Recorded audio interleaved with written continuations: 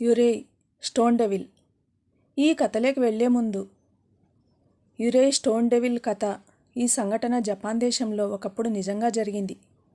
ఒక నిండు చూలాలిని ఒక బండరాయిపై దారుణంగా చంపేశారు.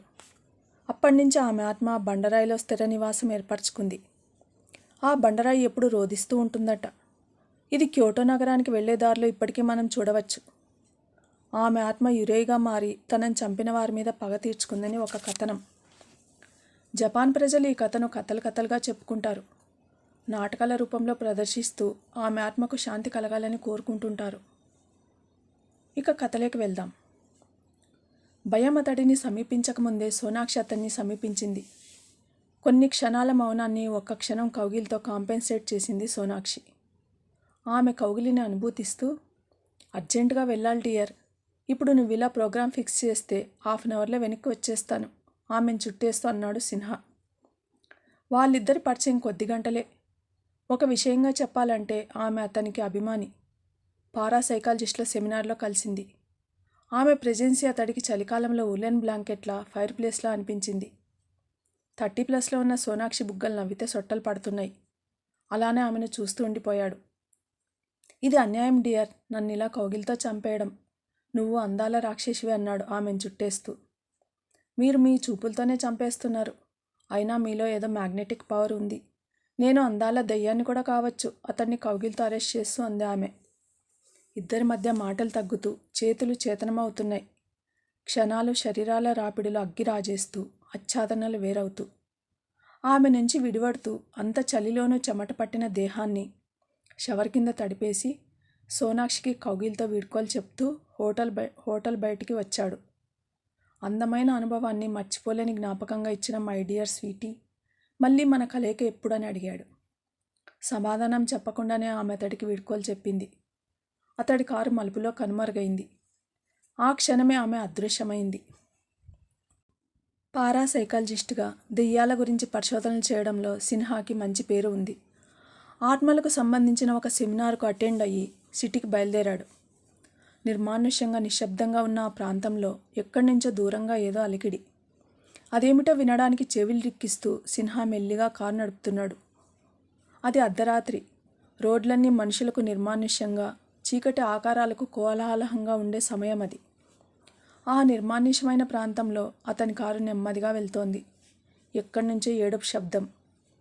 ఆ శబ్దానికి సిన్హా దగ్గరగా వచ్చాడు. అదొక రోదన అని అర్థమైంది. చిన్నపాటి అనుమానంతో కారు దిగాడు.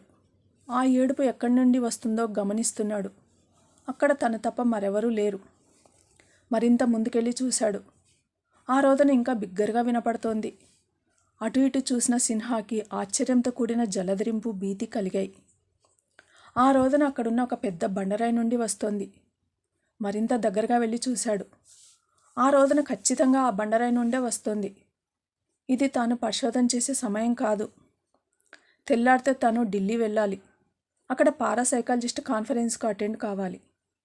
ఆ బండరాయి నుంచి ఏడుపు వినిపిస్తోందని అర్థమైంది. తన మొబైల్లో ఆ ఏడుపు రికార్డ్ చేయడానికి రికార్డ్ ఆప్షన్కి వెళ్ళాడు. టచ్ స్క్రీన్ పనిచేయడం లేదు. బహుశా సాయంత్రం ఫోన్ వాష్ బేసిన్లో పడటం వల్ల అలా అయిందేమో అనుకున్నాడు. వెళ్ళి కారులో కూర్చొని ఒక్క క్షణం స్థానమయ్యాడు. కారు స్టార్ట్ అవ్వకుండా మొరాయిస్తోంది. ఇంతలో తన పక్క సీటు వైపు చూసి అతను మాన్పడిపోయాడు.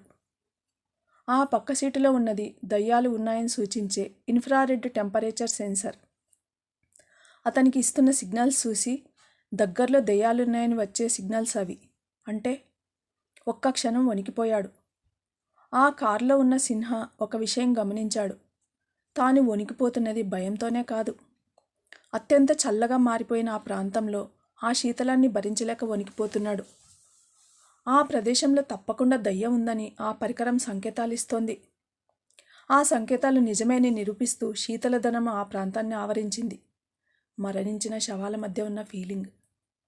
ఆ శీతల ప్రదేశం నుండి త్వరగా వెళ్ళిపోవాలనుకున్న సిన్హా కారును ముందుకు దూకించాడు. కొద్ది దూరంలోనే కారు కీచుమంటూ శబ్దం చేస్తూ ఆగిపోయింది. అందుకు కారణం ఒక మనిషి కారుకు అడ్డంగా రావడమే. ఎదురుగా ఒక మహిళ, అందులోనూ నిండు గర్భిణి. ఒక నిండు చూలాలైన మహిళ. ఒక అపరిచితురాల్ని, అది నిండు గర్భిణిని చూసి ఒక్క క్షణం అలాగే ఉండిపోయాడు సిన్హా. దారి తప్పి తిరుగుతున్నానంటూ చెప్పిన ఆ మహిళను కారు వెనక సీట్లో కూర్చోమని చెప్పాడు. కారును స్టార్ట్ చేశాడు సిన్హా. ఇన్ఫ్రారెడ్ సెన్సర్ ఇంకా సంకేతాలు ఇస్తూనే ఉంది. ఆ సంకేతాలు మరింత ప్రమాదకరమని సూచిస్తున్నట్టున్నాయి. కారును సాధ్యమైనంత స్లోగా తీసుకెళ్తున్నాడు. స్పీడ్గా వెళ్తే నిండు గర్భిణికి ప్రమాదమని. వెనక నుంచి ఎలాంటి శబ్దము రావడం లేదు. బహుశా నిద్రపోయి ఉంటుందేమో అనుకున్నాడు. హడావుడిలో ఆ గర్భిణి ఎక్కడికి వెళ్ళాలో తెలుసుకోలేదు. తాను అడగనూ లేదు, ఆమె చెప్పనూ లేదు. కొద్దిసేపటి తర్వాత అతనిలో చిన్న గగుర్పాటు. ఒక అపరిచితురాలు, ఒక మహిళ, అందులోనూ నిండు గర్భిణి జనసంచారం లేని రోడ్డు మీదకి ఎలా వచ్చింది? ఒక్క క్షణం చిన్న వణుకు. అతను ఎంత ప్రొఫెషనల్ అయినా సాధారణమైన గగుర్పాటు. ఇన్ఫ్రారెడ్ టెంపరేచర్ సెన్సర్ ఎందుకు ఇంకా సంకేతాలు ఇస్తుందో అర్థం కాలేదు. ఆలోచిస్తూ యథాలాపంగా కారు అద్దంలోకి చూశాడు. అది భయమో ఆశ్చర్యమో జలధరింపో అర్థం కాలేదు. వెనక సీట్లో మహిళ లేదు. వెనక సీట్లో మహిళ కాకుండా ఇంకేదో ఆకారం కనిపిస్తోంది. కళ్ళు చిట్లించుకొని చూశాడు.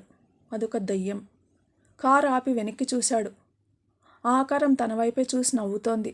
నవ్వు మామూలుగా లేదు. అప్పటికే ఆకారం తన 2 చేతులు ముందుకు సాచింది. చేతులు సాగుతూ అతని మెడను చుట్టేశాయి. చేతివేళ్ల నుంచి గోళ్లు పొడుచుకొని వచ్చాయి. వాడి గోళ్లతో అతని కంఠంలోకి వెళ్తున్నాయి. రక్తం చిమ్ముతోంది.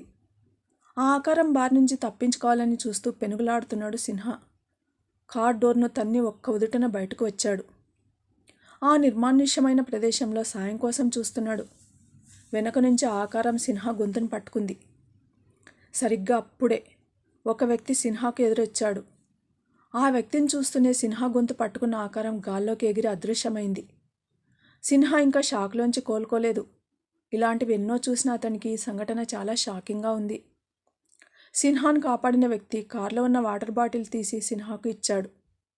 సిన్హాను కాపాడిన వ్యక్తి తనను తాను పరిచయం చేసుకున్నాడు. భయపడకండి, నేను ఒక టీచర్ను అంటూ తిరిగి కొనసాగిస్తూ, మీరు వచ్చిన దారిలో ఉన్న బండరాయి పేరు రోదించే బండరాయి. ఒక నిండు చూడాలని కొంతమంది ఆగంతకులు ఆ బండరాయి మీద అమానుషంగా చంపేశారు. అప్పటి నుంచి ఆమె ఆత్మ బండరాయిలో ఆత్మగా ప్రవేశించింది. తనను చంపిన ఆగంతకులను వరుసగా చంపేసింది.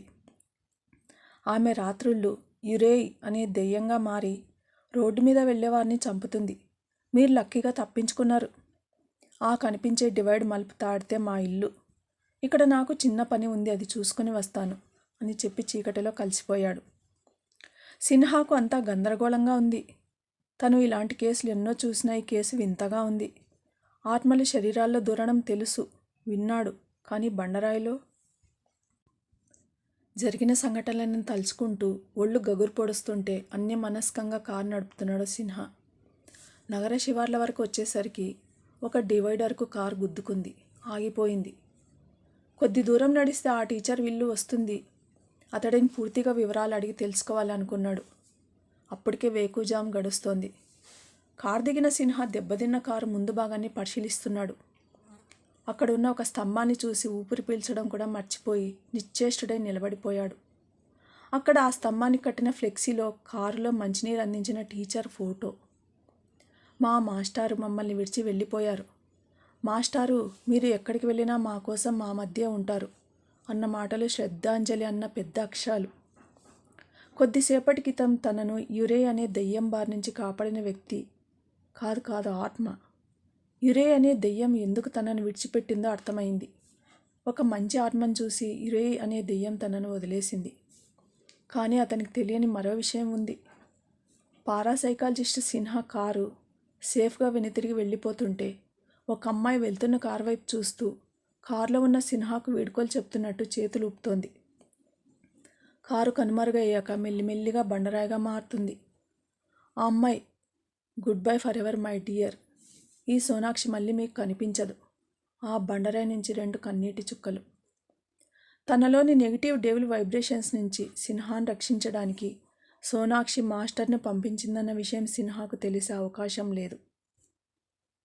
మంచి వాళ్లను, మనసుకు నచ్చిన వాళ్లను దెయ్యమైన ఏమీ చేయదని దెయ్యాన్ని పాజిటివ్గా మార్చి రాసిన కథ ఇది.